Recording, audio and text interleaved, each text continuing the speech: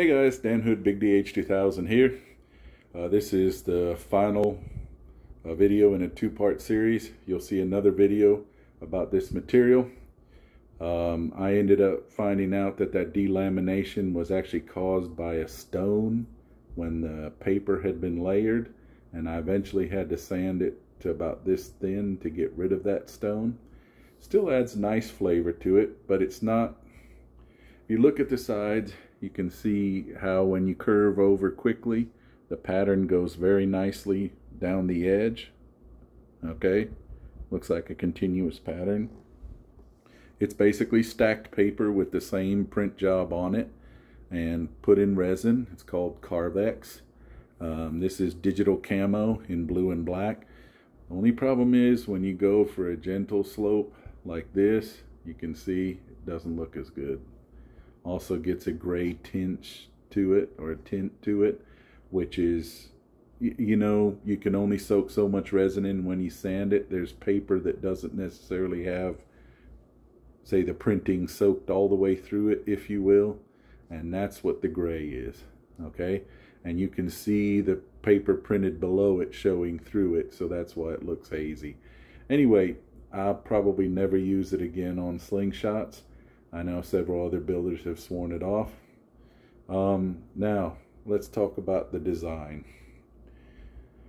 What all has influenced this design? Obviously, you see a lot of the torque that Mark Seljan created, except this is smaller, even smaller than the Torque X or Torque 10, however you want to call it. You can see there are torque influences in that part, but you can see that down here that it's different. The bottom, I'd say, it's got a lot more influence from John Jeffrey's Mustang, including the offset handle and the super skinny waist. Okay, my big hands, I hold it like this, but you know, small hand could still hold it as a very nice braced frame. A lot of people ask me about braced frames. I don't really have too many designs designed along those lines. Okay, you can see the bottom. I don't know, this is just something I sketched up. Like I said, it reminds me a little bit of the Mustang, but not that much.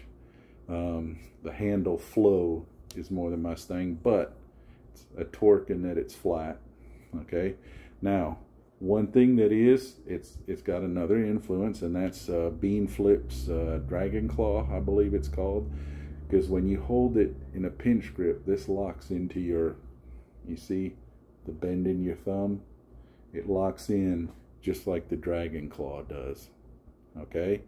And quite frankly, some of this is a lot closer to the Dragon Claw than, say, the Torque or the Mustang.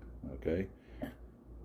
As always, you know, everything influences everything else, and everything brings on ideas. I had made a smaller version of this, if you will, or a shorter version.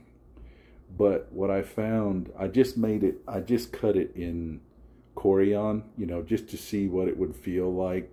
Rounded the edges a little bit, just to, you know, just to get a feel. What I found is this curve had to be so tight to allow you room to still wrap and tuck that it just wasn't comfortable there. And then this curve was different as well. And neither one felt very comfortable to me. Now, there may be somebody that wants to try that one out when they see me at one of the Slingshot events. That's fine. We'll give it a whirl. You can hold on to it, see if it works. It's just my big old meat cleaver paw likes this design better. And I think this design, a lot of smaller hands will also find it quite comfortable. But anyway, just something I took for a test drive. I mean, I've got the, shall we say, the template hanging on the wall now. We can always make another one if we need to. But anyway, I'm gonna go give this one a try now, see how it shoots. Well, I've already shot it once or twice, but you know, see how it shoots when you shoot, you know, 50, 60, 70 rounds. Does your arms start to tire? Are there places that rub wrong on your hands and things like that? Take care, guys. Well, I guess I got to come up with a name for it, since it's not really any specific name. Well, who knows? Maybe we'll call it something like the meat cleaver or something. Take care.